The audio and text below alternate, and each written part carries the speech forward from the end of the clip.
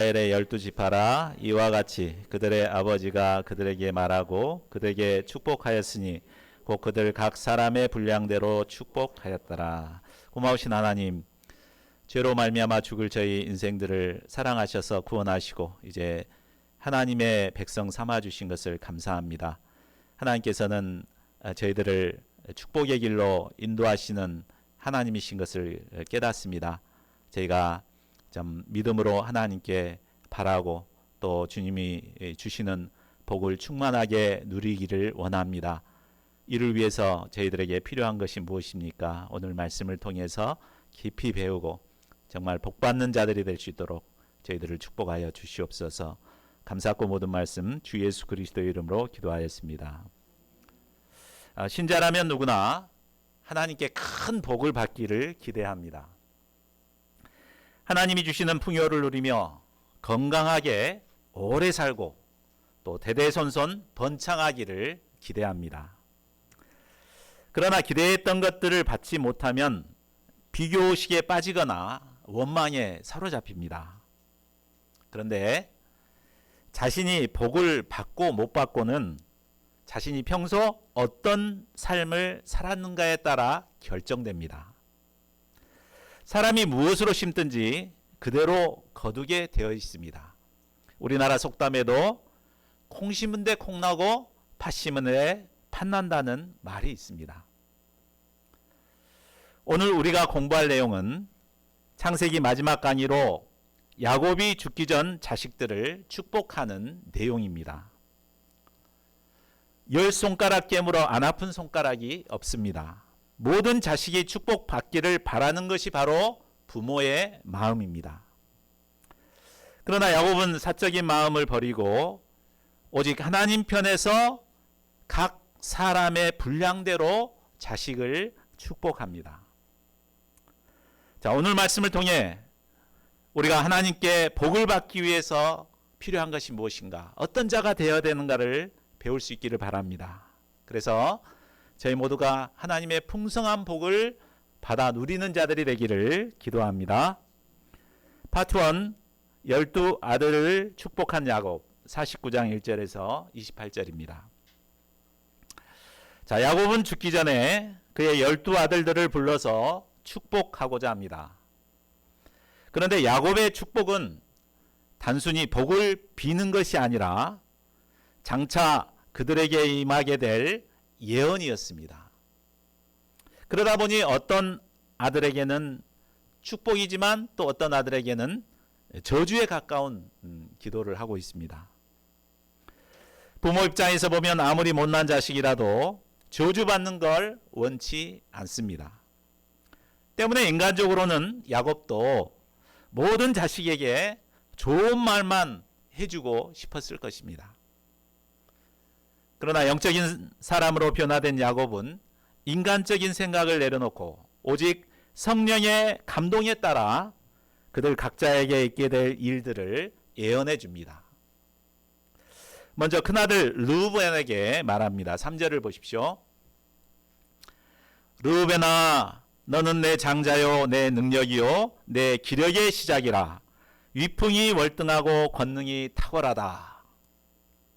자, 르우벤은 야곱의 장자로서 기력의 시작이었습니다. 늦장가를 갔던 야곱이 첫째 아들을 낳았을 때 얼마나 기뻤겠습니까? 르우벤은 부모의 기대와 사랑을 받으며 자라났습니다. 그는 장자로서 두 몫의 유산을 받을 수 있었고 장차 야곱을 이어서 믿음의 역사를 계승할 큰 특권을 가지고 태어났습니다. 거기다가 그는 능력이 뛰어났고 권능도 탁월했습니다. 외모, 능력, 지혜와 힘 모든 점에서 뛰어났습니다. 그는 인간적으로는 부족함이 없는 모든 것을 갖춘 자였습니다. 그러나 한 가지 약점이 있었습니다. 그것은 물이 부글부글 끓는 것 같은 이 감정을 다스리지 못하는 문제였습니다. 그는 넘치는 정욕을 절제하지 못해서 아버지의 침상에 올라가 더럽히는 죄를 범하게 됩니다. 아버지의 첩 비라를 범한 것입니다. 이는 단순한 정욕죄일 뿐만 아니라 아버지의 권위에 도전한 심각한 죄였습니다.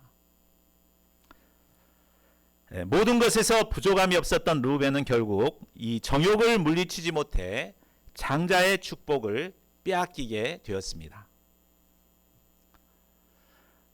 청년의 때는 힘과 지혜와 능력이 가장 왕성한 때입니다. 그러나 한편으로는 이 정욕의 유혹도 가장 왕성하게 활동하는 때입니다. 우리는 모든 면에서 뛰어난 청년들이 이 정욕을 이기지 못해서 하나님의 축복에서 멀어지는 것을 종종 보게 됩니다. 시대의 영웅이었던 삼손은 드릴라의 유혹에 넘어가 머리가 잘리고 눈이 뽑히는 비참한 최후를 맞이하게 되었습니다. 자, 여러분 하나님이 주시는 복을 받고 싶습니까? 그렇다면 먼저 청년의 정욕을 물리치는 자가 되십시오. 자, 그렇다면 우리가 어떻게 이 정욕에서 떠날 수 있을까요? 디모데후서 2장 20절은 청년들에게 이렇게 권면합니다. 우리 같이 한번 읽어볼까요? 시작. 또한 너는 청년의 정욕을 피하고 주를 깨끗한 마음으로 부르는 자들과 함께 의와 믿음과 사랑과 화평을 따르라. 자, 그 사람이 어떤 사람인가를 알려면 그가 평소 어떤 사람들과 함께 어울리는가를 보면 잘 알 수 있습니다. 음란과 정욕을 쫓는 사람은 음란한 친구들과 어울려서 음란패설을 즐깁니다. 반면 정욕을 멀리하려는 사람은 음란한 친구들과 어울리지 않습니다. 주를 깨끗한 마음으로 부르는 사람들과 함께 같이 어울리기 힘씁니다. 주일 예배에 나오기를 힘쓰고 또 교회 모임에 참석하는 것을 기뻐하고 신앙인을 가진 자들과 함께 교제하기에 힘씁니다.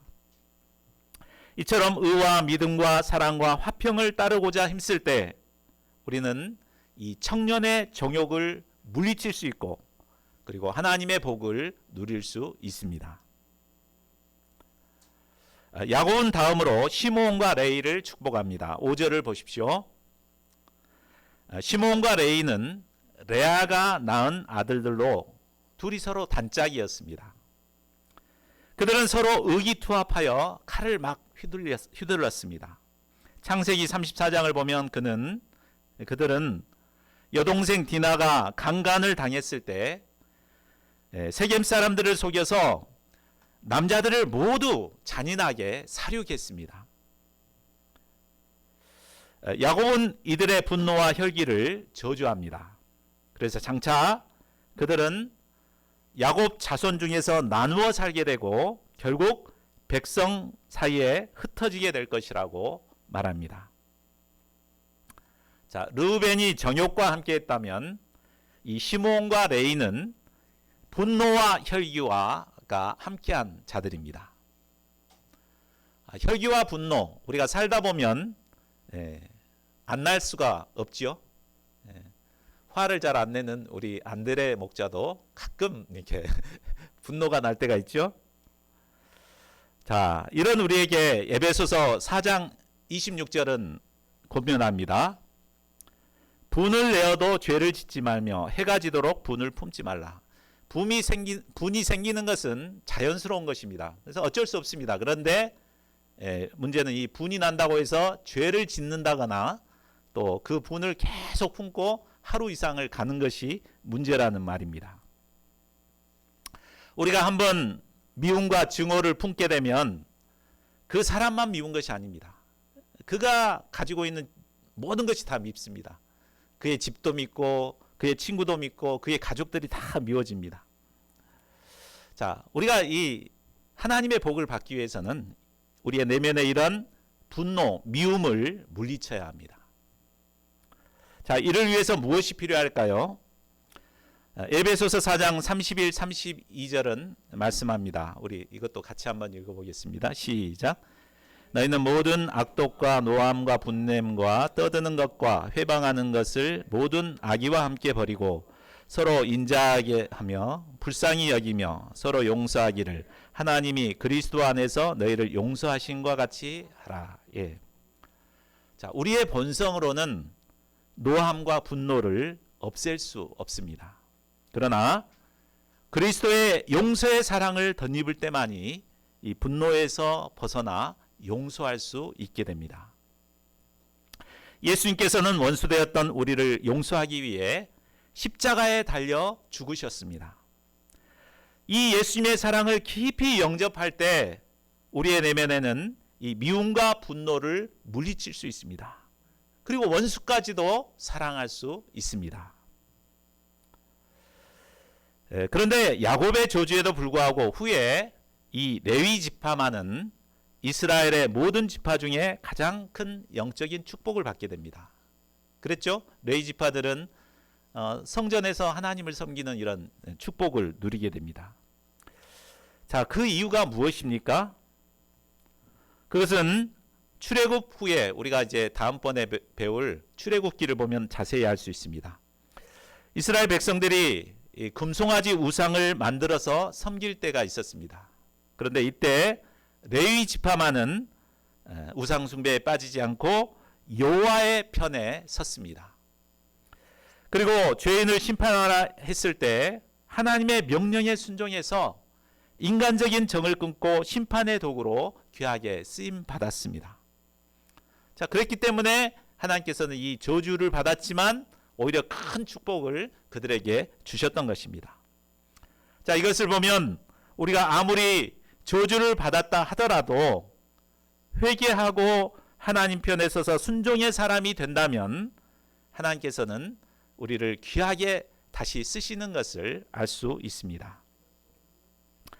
자, 다음은 유다 차례입니다. 유다가 받은 축복은 탁월했습니다. 8절과 9절을 보십시오. 유다야, 너는 내 형제의 찬송이 될지라. 내 손이 내 원수의 목을 잡을 것이요 내 아버지의 아들들이 내 앞에 절하리로다. 자, 그리고 그를 동물의 왕 사자에 비유하며 그를 대적할 자가 없을 것이라고 축복합니다. 또한 10절을 보면 통치자의 지팡이가 그를 떠나지 않게 될 것이라고 합니다. 실제로 유다 지파를 통해서 다윗 왕이 태어났고 계속해서 많은 왕들이 세워졌습니다. 무엇보다 유다가 받은 가장 큰 축복은 그를 통해 실로가 오시는 것입니다. 여기서 실로는 평화를 주는 자라는 뜻으로 바로 예수 그리스도를 상징합니다. 인류를 구원하실 예수 그리스도가 바로 그의 후손을 통해 탄생한다는 것입니다. 자, 유다 지파는 이런 영적인 축복뿐만 아니라 물질적으로도 큰 축복을 누리게 됩니다. 11, 12절을 보십시오. 자, 여기에 나오는 포도나무는 풍요로움과 물질적인 축복을 상징하는 나무입니다. 그런데 포도나무가 얼마나 흔했든지 뭐 짐승들 매는데도 포도나무가 있고 또 포도주로 심지어는 옷을 세탁할 정도로 풍성한 축복을 누리게 된다고 말합니다. 자, 그렇다면은 유다가 이렇게 특별히 많은 축복을 받게 된 이유가 무엇일까요? 자, 우리가 앞에서 살펴보았듯이 유다는 허물과 약점이 참 많은 자였습니다. 그는 형제들에게 동생 요셉을 노예로 팔아버리자고 제안을 했고 또 그것을 실행에 옮긴 주범이었습니다. 또한 우리가 배우지는 못했는데 창세기 38장을 보면 그는 한때 아버지의 집을 떠나서 가나안 이방 여인과 결혼해서 난잡한 생활을 했습니다. 그 결과 죄의 열매인 두 아들을 낳았고 결국 이로 인해서 하나님의 진노와 심판을 받을 수밖에 없는 자였습니다. 그러나 이처럼 엇나가던 그가 며느리인 다말을 통해 자신의 잘못을 뉘우치고 다시 아버지께로 돌아왔습니다. 후에 그는 아버지를 전심으로 섬기며 아버지를 사랑하는 자가 되었습니다. 그의 변화된 모습은 창세기 44장에 잘 나와 있습니다. 막내 아들 베냐민이 도둑의 누명을 쓰고 애굽의 노예가 되어야 하는 상황에 처하게 되었습니다. 이때 그는 슬퍼하실 아버지를 생각하며 동생 베냐민을 대신해서 자신이 노예가 되겠다고 자청합니다. 자, 이런 그에게는 더 이상 과거의 죄악된 모습을 볼 수가 없습니다. 그는 온전히 회개했고 회개에 합당한 열매를 맺었습니다. 하나님께서는 이런 유다를 기뻐하시고 야곱을 통해 마음껏 축복해 주셨습니다. 이처럼 우리가 비록 허물진 죄와 약점이 있다 할지라도 진정으로 회개할 때 하나님께서는 이런 우리에게 풍성한 복을 내려주신다는 것을 보여줍니다. 계속해서 야곱은 각 아들들을 축복합니다. 스불론은 물질적 축복이 풍요의 축복을 받게 됩니다. 이사갈은 아마 일하는 것을 싫어하고 게으른 자였던 것 같습니다. 그는 결국 억지로 짐을 지게 되는 노예가 될 것입니다. 단은 다스리는 축복을 받습니다. 단집반은 뱀의 지혜로 말탄 자를 넘어뜨립니다. 대표적인 인물이 바로 사사시대의 삼손이었습니다. 갓은 적군의 공격을 받지만 뒤통수를 치게 됩니다. 아셀은 임금의 수라상을 맡을 정도로 풍요로운 삶을 살게 됩니다. 납달리는 풀어놓은 암사슴처럼 활력이 넘치는 자가 됩니다. 자, 이제 야곱은 비로소 요셉을 축복합니다. 22절을 보십시오. 요셉은 샘 곁에 있는 무성한 가지와 같습니다. 풍성한 수분을 공급받아서 넓은 지역에 영향력을 끼치게 됩니다. 그런데 그를 학대하며 대적하는 자가 많았습니다. 어렸을 적엔 형에게 미움을 받았고 애굽에서는 보디발 여사의 공격을 받았습니다. 그러나 요셉은 오히려 그들보다 강하여서 모든 공격을 이겨냈습니다. 그가 이렇게 승리의 삶을 살 수 있었던 비결이 무엇입니까? 24절을 보십시오. 그것은 바로 그가 야곱의 전능자, 이스라엘의 반석인 목자 하나님을 의지했기 때문입니다. 요셉은 공경이 처할 때마다 하나님의 손을 의지했습니다. 이때 하나님께서 함께 하심으로 그는 모든 공격을 물리치고 승리할 수 있었습니다. 어떤 공격이 오더라도 하나님의 손을 의지하는 자는 대적들의 공격을 물리치고 승리의 삶을 살게 됩니다. 25절을 보십시오. 하나님께서는 요셉을 장차 위로 하나님의 하늘의 복과 아래로 샘에서 솟아오르는 복과 젖을 먹이는 태의 복을 주십니다. 바로 영적인 복과 물질적인 복, 자녀의 복을 주신다는 말입니다. 이를 통해 요셉은 아버지 야곱이 받은 축복과는 비교할 수도 없는 풍성한 축복을 받게 되었습니다. 또한 형제들 가운데 으뜸이 되는 장자로서의 축복도 누리게 되었습니다. 27절을 보십시오. 야곱은 마지막으로 베냐민을 축복합니다. 베냐민은 야곱의 노후에 그가 가장 아끼고 사랑했던 아들입니다. 그런데 이 귀한 아들을 물어뜯는 일이라고 표현하며 남의 것을 빼앗아 먹는 자가 될 것이라고 축복합니다. 자, 이것은 축복이라기보다는 저주에 가깝죠. 자, 이것을 보면 야곱이 사적인 감정으로 자식들을 축복하지 않았음을 알 수 있습니다. 자, 그렇다면 야곱은 무엇에 기초해서 자식들을 축복한 것입니까? 우리 28절 요절인데 같이 읽어보겠습니다. 28절 시작. 이들은 이스라엘의 12지파라. 이와 같이 그들의 아버지가 그들에게 말하고 그들에게 축복하였으니 곧 그들 각 사람의 분량대로 축복하였더라. 예. 자, 여기서 각 사람의 분량대로 축복했다는 것은 그들이 평소 살았던 그 삶을 지켜보고 있다가 하나님 앞에 기도하면서 하나님의 뜻에 따라 축복하게 되었다는 말입니다. 결국 야곱의 12 아들들은 그동안 자신들의 삶의 결과에 따라서 아버지를 통해 풍성한 축복을 받기도 하고 저주를 받기도 한 것입니다. 사람들은 누구나 하나님이 주시는 풍성한 복을 받기를 원합니다. 그렇죠? 여기 복 받기 싫은 사람 하나도 없죠? 자, 그렇다면 먼저 우리는 하나님께 복을 받을 만한 삶을 살아야 합니다. 평소에 사는 것이 개차반인데 하나님께서 복을 부어주실 수가 없습니다.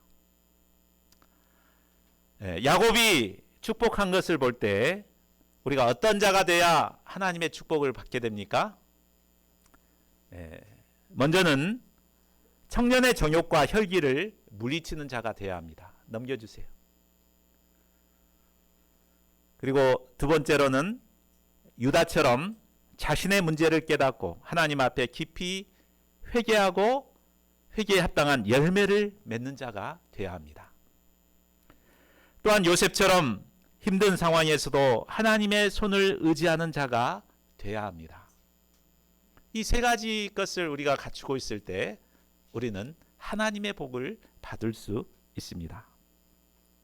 저희 모두가 복받을 만한 삶을 살아감으로 하나님께서 주시는 풍성한 복을 누리는 자들이 될 수 있기를 기도합니다. 파트 2, 야곱을 가나안에 장사한 아들들 49장 29절 그리고 50장 14절까지입니다. 자, 12 아들을 축복한 후 야곱은 아들들에게 자신을 가나안 땅 막벨라 굴에 장사라고 유언합니다. 이 굴에는 아브라함과 사라, 이삭과 리브가 그리고 레아가 장사되어 있습니다. 야곱은 자식들이 자신을 조상들의 묘에 함께 장사를 지내게 하므로 약속의 땅에 대한 소망을 굳게 붙잡도록 도왔습니다. 유언 후 야곱은 침상에 발을 모으고 숨을 거두었습니다. 50장 1절에서 11절은 야곱을 막벨라 굴에 장사 지내는 내용입니다. 먼저 야곱의 시신을 40일 동안 향 재료를 넣어 썩지 않도록 했습니다. 장례는 애굽의 국가장으로 치러졌습니다. 애굽 사람들은 70일 동안 야곱을 위해 곡을 했습니다. 바로 왕은 요셉에게 아비의 장례를 치르고 오도록 허락해 줍니다. 7절 8절을 보십시오. 바로의 모든 신하와 그 궁의 원로들과 애굽의 모든 원로들이 장례 행렬에 참여했습니다. 그림으로만 표현을 했습니다. 넘겨주시면 아주 막 이렇게 아주 큰 장례 행렬을 이루게 되었습니다. 또 총리 요셉의 온 집과 그의 형제들은 아이들과 양떼들만 남겨놓고 모두 함께 올라갔습니다. 병거와 기병까지 요셉을 호위하며 함께 올라갔습니다. 참으로 어마어마한 장례 행렬이었습니다. 장례 행렬은 요단을 건너간 후 크게 울었는데 요셉은 아버지를 위해 7일 동안 그곳에서 애곡을 했습니다. 그래서 그곳 이름을 애통이라는 뜻으로 아벨 미스라임이라고 불렀습니다. 야곱의 아들들은 야곱이 명령한 대로 마침내 야곱의 시신을 막벨라 굴에 묻었습니다. 이로써 파란만장했던 야곱은 이스라엘의 12지파를 이 땅에 남겨놓고 믿음의 조상들과 함께 영원한 하나님 나라에 안식하게 되었습니다. 자, 파란만장했던 야곱의 삶은 참으로 아름답습니다. 저는 개인적으로 제 개인적인 기도 제목 하나는 12가정을 이 땅에 세워놓고 하나님 나라에 들어가는 것입니다. 제가 하나님이 부르시기 전까지 충성스럽게 이 일을 감당할 수 있기를 기도합니다. 여러분은 이 땅에 어떤 사명을 가지고 있습니까? 저희 모두가 하나님께서 주신 이 사명을 이 땅에서 끝까지 감당하고 마지막 날 믿음의 조상이 있는 영원한 하나님 나라에 안식할 수 있기를 기도합니다. 파트 3, 형제들에게 남긴 요셉의 마지막 당부, 50장 15절에서 26절 말씀입니다. 자, 장례를 마치고 돌아오는 요셉의 형들의 발걸음은 천근만근 무거웠습니다. 그 이유는 아버지가 돌아가신 후에 동생 요셉이 자신들의 죄를 벌할 것을 두려워했기 때문입니다. 그들은 요셉에게 선수를 쳐서 아버지가 돌아가시기 전에 요셉에게 형들의 허물과 죄를 용서하라라고 했다고 말합니다. 이 말은 거짓이 분명합니다. 정말 야곱이 이 말을 했다면 요셉에게 직접 하지 왜 형들에게 했겠습니까? 자, 이 모습을 본 요셉은 울었습니다.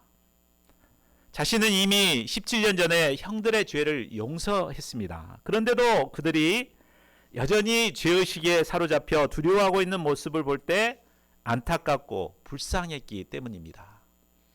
아마 예수님께서 우리를 보실 때도 마찬가지일 겁니다.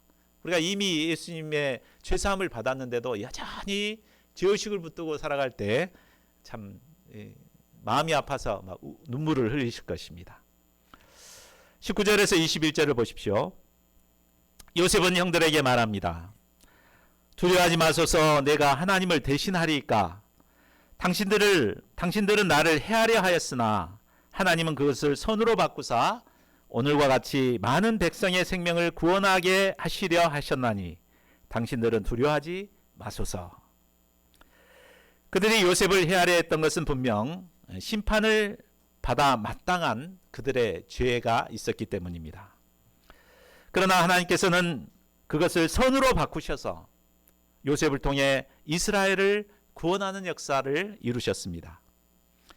하나님이 선한 일을 이루셨기 때문에 그들은 더 이상 죄의식에 빠져 자책하거나 두려워할 필요가 없었습니다. 하나님께서는 이처럼 악을 선으로 바꾸시는 분이십니다.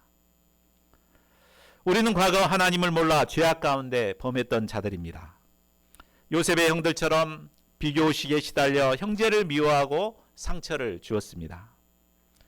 그러나 하나님께서는 우리의 악을 선으로 바꾸셔서 하나님의 구원의 역사에 쓰실 만한 자로 빚어가고 계십니다. 그러므로 이제 더 이상 과거의 죄에 얽매여 두려워할 필요가 없습니다. 죄의식에서 벗어나 담대히 하나님의 뜻을 이루어 가야 합니다. 22절에서 25절은 요셉의 남은 생애와 유언입니다. 요셉은 애굽에서 110세를 살며 증손자까지 보았습니다. 이제 그는 형제들을 불러 유언을 시작합니다. 24절을 보십시오. 나는 죽을 것이나 하나님이 당신들을 돌보시고 당신들을 이 땅에서 인도하여 내사 아브라함과 이삭과 야곱에게 맹세하신 땅에 이르게 하시리라. 요셉은 죽음의 순간에도 형제들에게 하나님 나라에 대한 하나님께 대한 믿음을 심습니다. 그동안 형제들은 요셉으로 인해 이방 땅에서 편안한 삶을 영위하고 번영할 수 있었습니다. 그런데 이제 보호자와 같았던 큰아들과 같았던 요셉이 죽게 되니 그들은 장래 문제를 염려할 수밖에 없습니다. 그러나 요셉은 죽지만 하나님께서 그들과 함께 하시고 그들을 돌보실 것입니다. 그리고 때가 되면 그 땅에서 인도하여 내사 약속의 땅에 이르게 하실 것입니다. 형제들에게 믿음을 심은 후 요셉은 이스라엘 자손들에게 맹세하게 합니다. 25절을 보십시오. 하나님이 반드시 당신들을 돌보시리니 당신들은 여기서 내 해골을 메고 올라가겠다 하라. 하나님이 반드시 돌보신다는 말은 하나님께서 반드시 그들에게 찾아오셔서 출애굽시키시고 약속의 땅에 이르게 하실 것이라는 말입니다. 이때 자신의 해골을 메고 약속의 땅으로 올라가라고 이렇게 맹세를 시킵니다. 이를 볼 때 요셉의 진정한 소망은 바로 약속의 땅에 있었음을 알 수 있습니다. 요셉은 10대 후반 17살 때 애굽에 왔습니다. 그리고 애굽에서 93년 이상을 살았습니다. 그것도 대부분 애굽의 2인자인 총리로서 최고의 권력을 누리며 살았습니다. 그런데도 그의 소망은 애굽에 있지 않았습니다. 오직 하나님께서 약속하신 약속의 땅에 있었습니다. 그는 아버지 야곱처럼 멀리서 이 약속의 땅을 소망하며 죽음을 맞이합니다. 26절을 보십시오. 요셉의 나이 110세에 죽음을 맞이했습니다.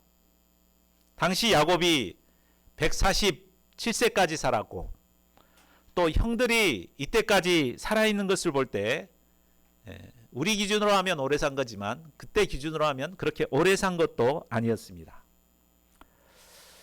야곱으로부터 가장 많은 축복을 받았고 또 이스라엘을 구원해낸 요셉이 형들보다 먼저 죽었다는 것은 이 땅에 오래 사는 것이 진정한 축복이 아니라는 것을 알 수 있습니다. 진정한 축복은 얼마나 오래 살았느냐가 아니라 이 땅에서 어떤 삶을 살았느냐가 중요합니다. 요셉의 삶은 비교적 짧았지만 참으로 아름다운 삶이었습니다. 요셉의 삶을 한마디로 한다면 하나님과 함께하는 삶이었습니다. 수많은 어려움이 있었지만 하나님과 함께할 때 그는 어려움을 능히 이기고 형통의 삶을 살았습니다. 축복의 때에도 하나님과 함께함으로 이스라엘을 구원하고 세상을 구원하는 삶을 살았습니다. 요셉의 인생을 통해서 하나님과 함께하는 삶이야말로 가장 축복된 삶임을 배우게 됩니다. 저희 모두가 하나님과 함께함으로 복된 인생을 살아갈 수 있기를 기도합니다. 자, 말씀을 맺겠습니다. 이상을 통해 우리는 12아들을 각 사람의 분량대로 축복한 야곱을 배울 수 있었습니다. 우리가 이것을 통해 하나님께서 주시는 복을 받기 위해서는 이 세 가지가 필요함을 배웠습니다. 우리 복습하는 의미에서 한번 첫째가 뭐였죠? 청년의 정욕과 분노를 물리치는 삶입니다. 루벤은 정욕을 물리치지 못했고 시므온과 레위는 분노를 물리치지 못했기 때문에 저주를 받았습니다. 이 정욕과 분노는 복을 받기 위해 반드시 극복해야 할 악한 행실입니다. 이런 악한 행실을 무엇으로 깨끗게 할 수 있을까요? 시편 119편 9절을 같이 한번 읽어볼까요? 시작. 청년이 무엇으로 그의 행실을 깨끗하게 하리까? 주의 말씀만 지킬 따름이니이다. 우리가 하나님의 복을 받기 위해서 정말 이 악한 행실을 끊어내야 되는데 그러기 위해서는 바로 이 말씀을 가까이 해야 합니다. 우리가 말씀을 가까이 할 때 청년의 정욕과 분노를 물리칠 수 있습니다. 자, 둘째로는 죄를 회개하고 분명한 회개의 열매를 맺는 것입니다. 유다는 젊은 시절 죄악의 열매만 맺고 살았습니다. 그 상태 그대로 살았더라면 하나님의 진노와 심판을 피할 수 없었습니다. 그러나 그는 뒤늦게나마 자신의 죄를 깨닫고 깊이 회개했습니다. 그리고 분명한 회개의 열매를 맺었습니다. 이때 하나님께서는 과거의 모든 허물을 덮어주시고 그를 축복의 길로 인도해 주셨습니다. 이를 볼 때 우리가 과거에 어떤 삶을 살았는가는 그리 중요하지 않습니다. 아무리 큰 죄를 범했다 할지라도 하나님 앞에 회개하고 분명한 회개의 열매를 맺게 될 때 하나님께서는 그를 복된 삶으로 인도하십니다. 셋째로 힘든 상황에서도 하나님의 손을 의지하는 것입니다. 요셉이 축복받은 비결은 바로 활 쏘는 자들이 억울한 공격을 해왔을 때 하나님의 손을 의지하고 하나님과 함께하기에 힘쓴 것입니다. 이때 그는 모든 대적을 물리칠 수 있었고 승리의 삶을 살 수 있었습니다. 이처럼 어떤 절망적인 상황에서도 우리가 하나님의 손을 힘있게 의지할 때 또 하나님께서는 우리와 함께 해주시고 요셉처럼 축복의 길로 우리를 인도해 주실 것입니다. 여러분 복 받고 싶죠?